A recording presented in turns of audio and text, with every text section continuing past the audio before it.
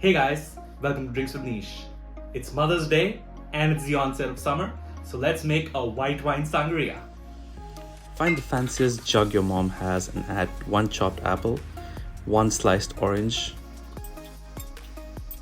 All moms and non-moms will really appreciate how healthy the sangria is because you top it up with 60 ml of cognac and 60 ml of triple sec. You can skip the sugar completely.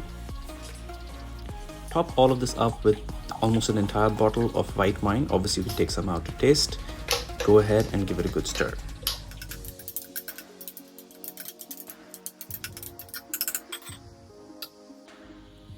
Add 90 ml of sparkling water and as much cognac as you want, so long as your mom's not looking. In about 3 hours, go ahead and serve your sangria over some fruits. And there you go, the white wine sangria. Happy Mother's Day, everyone.